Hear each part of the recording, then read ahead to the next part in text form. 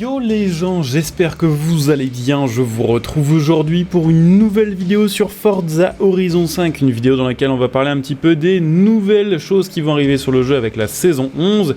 Les développeurs du jeu ont révélé un petit peu le contenu de cette mise à jour le jeudi 11 août 2022.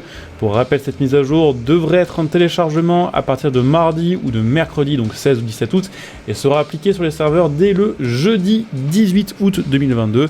Donc il y a des nouvelles voitures, des nouvelles épreuves, il y a aussi des petites choses qui sont annoncées pour la saison 12 qui sont très sympas, voire même plus sympas je trouve que les choses qui ont été annoncées pour la mise à jour numéro 11. Donc on va parler de tout ça dans cette vidéo, et évidemment comme d'habitude en fin de vidéo je vous donnerai aussi un petit peu mon avis sur ces ajouts et sur cette mise à jour. Évidemment vous aussi, vous pouvez me donner votre avis via les commentaires sous cette vidéo. Vous pouvez aussi évidemment vous abonner pour être notifié des prochaines vidéos, puisqu'évidemment les nouveaux contenus je les présenterai quand ils seront disponibles, et je parlerai évidemment des prochaines news en vidéo, donc pensez à vous abonner si ce n'est pas encore fait, et puis pensez aussi, si ça vous intéresse, à venir me follow sur Twitter, puisque je suis aussi actif sur Twitter en ce qui concerne les news. Le lien évidemment du Twitter sera sous la vidéo en description et en top commentaire, donc si ça vous intéresse, il ne vous reste plus qu'à jeter un petit coup d'œil et à follow. On va commencer donc par parler un petit peu de la nouvelle story, donc des nouvelles épreuves qui seront à compléter sur une nouvelle saison de Forza Horizon 5. Donc on les a teasés sous le nom Rani's Racing History, mais en fait le nom final de la story c'est Made in Mexico, donc fabriqué au Mexique. Et en gros ce sera plus ou moins la même chose que le British Racing Green sur Forza Horizon 4. Donc en gros c'était une story dans laquelle, à travers différentes épreuves, le jeu retrace un petit peu l'histoire des voitures anglaises et des voitures britanniques et de la culture automobile globalement en Grande-Bretagne. Là ça va être à peu près la même chose, sauf que ça va être centré évidemment sur la culture automobile et les voitures au Mexique. Ce sera une story qui sera plus longue que la story Drift qu'on avait eu récemment sur le jeu, qui permettait de débloquer le Mustang RTR. Donc il y aura plus d'épreuves et comme d'habitude il y aura un peu de tout. Il y aura probablement donc des courses à réaliser où il faudra arriver premier et faire un certain chrono pour aller 3 étoiles. Il y aura probablement aussi des prouesses à réaliser, des scores de drift. Donc vous l'aurez compris, ça ne réinvente pas la roue. Il y aura probablement pas de vrai nouveau gameplay avec cet ajout de story, mais ça fait toujours quelques épreuves de plus à réaliser, à poncer pour ceux qui veulent avoir absolument toutes les étoiles, et probablement ainsi de nouvelles distinctions et nouvelles récompenses tiers à débloquer via cette story. Ils ont également parlé du système de classement. Vous le savez peut-être actuellement, sur Forza Horizon 5 il y a un classement sur chaque épreuve et sur chaque par exemple panneau de danger, de score de drift aussi, ou de zone de vitesse ou de radar. Et depuis la sortie du jeu, et depuis d'ailleurs la sortie de Forza Horizon 3 dans ces eaux là, les gens se plaignent qu'en général dans les classements il y a beaucoup de cheaters et beaucoup de scores qui sont en réalité infaisables. Ça fait un moment que ces problèmes se remontaient sur Forza Horizon 5, et là ils nous ont annoncé qu'ils avaient trouvé une méthode, sans vraiment partager les détails, mais une méthode permettant de trouver les scores glitchés, les scores cheatés, les scores infaisables globalement, et les chronos aussi infaisables, de sorte à ce que ces scores là ne se retrouvent pas dans les classements et dans les meilleurs scores de Forza Horizon 5. Donc ils ont dit qu'on aurait les détails plus tard sur le fonctionnement du système, mais bon globalement ce genre de choses vaut mieux qu'ils donnent le moins de détails possible à la communauté pour éviter que des petits malins trouvent comment le système fonctionne pour le contourner derrière. En tout cas maintenant ils sont au courant du problème, ils sont vraiment très proches d'avoir résolu le truc, et ça va arriver avec la mise à jour numéro 11 sur Forza Horizon 5. Et ça honnêtement je pense que tout le monde ne peut que se réjouir de ce genre d'ajout et de ce genre de correction, parce qu'il y a quand même pas mal de joueurs qui pour avoir leur dose de compétitif sur Forza Horizon 5 se retrouvent à farmer le rival ou à farmer justement les zones de vitesse ou différentes épreuves. Et si vous êtes un joueur compétitif classique et que vous vous rendez compte que les scores, les meilleurs scores mondiaux ne sont pas atteignables parce qu'ils sont soit glitchés soit trichés, c'est démotivant, et je sais que ça en a saoulé plus d'un parmi vous. Donc ça c'est globalement je pense une très bonne nouvelle. Bonne nouvelle aussi pour ceux qui comme moi ont le volant Thrustmaster T248. Sachez que dans quelques temps, donc avec cette mise à jour, le volant sera complètement compatible avec Forza Horizon 5, et que les informations in-game pourront enfin s'afficher sur l'écran principal du volant, et les petits détails seront lisibles depuis le volant, ce qui est quand même une très bonne chose. Je sais que c'est quand même un volant assez populaire, qu'il y en a beaucoup parmi vous qui l'ont, donc c'est globalement une bonne nouvelle pour la communauté. Et ils ont également annoncé avoir résolu le problème des coffres. Vous le savez peut-être, mais depuis la mise à jour numéro 9 de Forza Horizon 5, de temps en temps, vous faites une mission de chasse au trésor et le coffre n'apparaît pas, ou alors la mission ne se complète pas alors que vous faites pourtant le bon objectif. Voilà, ils ont compris d'où venait le bug, ils vont le corriger, et normalement ils vont regarder côté serveur. Tous les joueurs qui ont réalisé le défi de carte au trésor de la saison 9 mais qui n'ont pas pu récupérer le coffre parce qu'il était buggé, et bien tous ces joueurs recevront sur leur compte Forza Horizon 5 les récompenses. Donc c'était je crois des points Forzaton, donc on les recevra avec du retard, mais on les recevra, et normalement on ne devrait plus avoir ces bugs. On va parler aussi un petit peu nouvelle voiture, puisqu'évidemment nouvelle saison veut dire nouvelle voiture sur Forza Horizon 5, et on a quand même 2-3 caisses assez sympas. Alors je trouve pas que ce soit forcément la mage la plus insane en ce qui concerne les nouveaux véhicules, mais on a quand même 2-3 trucs plutôt cool. On aura aura à gagner par exemple à 20 points cet été une voiture qui revient d'un ancien Forza, la Porsche 550 Spyder. Elle sera à 20 points de sélection de festival. Et elle a l'air d'être plutôt assez cool à conduire, même si c'est pas forcément la voiture que j'attends le plus. On aura la semaine d'après à 20 points de section de festival la Holden Commodore VK HDT, donc là aussi qui revient de Forza Horizon 4. Alors c'est une voiture qui clairement ne paie pas de mine, elle a même un design qui est, faut le dire, assez bizarre, même un peu repoussant, mais c'est une caisse qui sur Forza Horizon 4 et Forza Horizon 3 faisait un super son et qui est au final assez cool à conduire dans le délire balade. Donc elle sera de retour sur Horizon 5 avec donc, je vous le disais, l'automne, donc ce sera dans 2 semaines environ.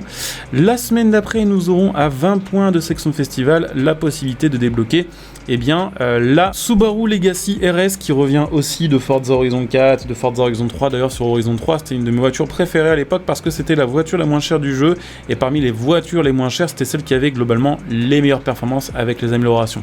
Donc retour de la Subaru Legacy RS à 20 points pour l'hiver. Et donc la dernière semaine, on aura 2 véhicules à débloquer, si je vous dis pas de bêtises. On aura d'un côté la Xpeng P7, qui est une berline électrique chinoise, qui est une espèce de croisement entre une Tesla et une DS, je dirais. Alors c'est pas une giga dinguerie, mais sachez qu'IRL, ça fait quand même jusqu'à 430 chevaux hein, sur les grosses versions, donc évidemment en électrique. Surtout que IRL, ça se vend beaucoup moins cher qu'une Tesla et que c'est grâce à ce genre de marque. Et d'ajout que Forza, les développeurs, essaient d'aller chercher justement un peu les joueurs chinois, les joueurs asiatiques de Forza Horizon 5 et donc un petit peu d'agrandir leur fanbase. Donc ça, ce sera à débloquer à 20 points et la même semaine, alors ça par contre c'est quand même vraiment chouette, on aura à débloquer la BMW M3 E92 GTS qui revient d'ancien Forza elle aussi et qui est une version on va dire plus de la M3 E92 avec un kit carrosserie un peu différent et surtout des performances un peu meilleures et surtout une voiture qui est plus pensée pour être une voiture de course road légale plutôt qu'une voiture de sport classique. D'ailleurs j'ai oublié de le préciser mais cette sélection de festival sera centrée sur les décennies. En gros chaque semaine de course Forza Horizon 5, chaque saison sera centrée sur une période. Donc on aura par exemple l'été qui sera centré sur les voitures il me semble sorties avant les années 80, l'automne ce sera sur les voitures des années 80 à 90, l'hiver sur les voitures on va dire années 90 début 2000 et donc la dernière saison le printemps ce sera centré sur les voitures les plus récente. Et évidemment je la gardais pour la fin parce que c'est globalement je pense la grosse nouvelle qui fait plaisir. À débloquer sur toute cette saison à 80 points on aura la BMW M4 de 2021 qui sera à débloquer, sachant que ce sera relativement rapide de faire apparemment 80 points sur cette saison puisque la Story Remise Racing History ajoute à elle seule il me semble 48 points sur la saison, donc 48 points plus le reste. En gros celle-ci si vous jouez beaucoup au jeu elle va se débloquer entre 1 et 2 semaines et on aura à 160 points à débloquer la Mercedes-Benz 300 SLR 722 qui revient aussi dans sa Forza, qui sera donc un peu plus dur à débloquer, un peu plus longue mais qui sera probablement une très bonne voiture, une voiture qui sera très cool à conduire au volant. Donc on va parler un petit peu maintenant de la mise à jour numéro 12 puisqu'on a eu quelques informations supplémentaires.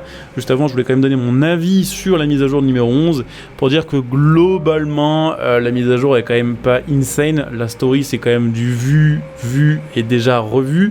Les voitures, à part la M4 et la Xpeng, ce sont des voitures qui reviennent d'anciens Forza et globalement c'était peut-être pas celles qui sont le plus demandées non plus. Donc la M4 c'est cool, la Xpeng perso je trouve ça un peu osef mais voilà il y a certainement des joueurs qui seront contents d'avoir ça. La Mercedes 300 SLR je trouve que c'est quand même vraiment pour le coup un bon ajout, c'est une voiture que j'attendais pas forcément mais que je vais être content d'avoir.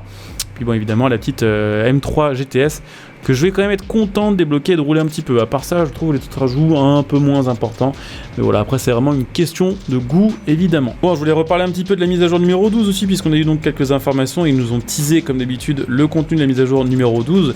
Alors évidemment, on aura des nouvelles voitures, des nouveaux défis, des nouvelles épreuves saisonnières. On aura d'ailleurs une saison qui sera centrée sur le road trip apparemment. Mais surtout, on peut voir New Body Kits, donc nouveaux kits larges. Et on sait qu'avec la mise à jour numéro 12 de Forza Horizon 5, on aura 2 nouveaux kits carrosserie. Et surtout, on sait que mois après mois, maintenant, on aura des nouveaux kits carrosserie. C'est-à-dire que la façon dont ça a été expliqué, c'était clairement, là déjà, on en ajoute 2. Et les autres mois, il y en aura d'autres qui sont ajoutés. Alors, ça sera peut-être 2 par mois, ça sera peut-être 2 tous les 2 mois. En tout cas, là, il y aura déjà 2 nouveaux kits. Et surtout, ils ont dit qu'il y aurait de nouvelles customisations, dont des kits carrosserie. Ce qui veut dire qu'il y aura aussi peut-être à côté de ça, de nouveaux pare-chocs, des nouveaux ailerons, des nouvelles jantes, des nouveaux apparences de frein ou des nouveaux échappements. En tout cas, il y a aussi des customs qui vont être ajoutés sur le jeu. Beaucoup trouvent que c'est le point faible de Forza Horizon par rapport à un Need for Speed par exemple ou un The Crew. Je pense que les développeurs du jeu l'ont bien compris et que petit à petit ils vont corriger ce genre de points faibles. Donc ça, j'ai hâte de voir ce que ça va donner. Ce sera peut-être même l'occasion de rouler des voitures qu'on ne roule plus depuis un moment parce que c'était pas forcément très customisable. Il y aura peut-être d'ailleurs du coup le retour de certains kits Rocket Bunny par exemple, ou Liberty Walk, je ne sais plus, ceux qu'on n'a plus en gros depuis Forza Horizon 4. Donc hâte de voir ce que ça va donner et hâte de voir évidemment la saison 11, en sachant que bon, globalement la saison 11, même si elle n'est pas initiale, elle arrive quand même au moment où on va avoir Carrick Street à faire, qui sort, je le rappelle, le 8 septembre sur console et sur PC, que vous pouvez trouver d'ailleurs d'ores déjà après réduit vers mon lien Instant Gaming pour ceux qui sont intéressés, et que ça va faire de la concurrence à Forza, et que même si Carrick Street ne durera peut-être pas des années comme un Forza, ça permettra probablement de nous occuper quelques mois et donc de moins souffrir entre guillemets des mises à jour un peu moins qualitatives sur Forza Horizon 5 que précédemment. Donc affaire à suivre, évidemment, je vous le disais, n'hésitez pas à liker, à commenter, pensez à venir me follow sur Twitch pour les prochains lives, comme d'habitude la chaîne Twitch est en description, il y a un top commentaire, donc n'hésitez pas à venir me follow pour les prochains lives.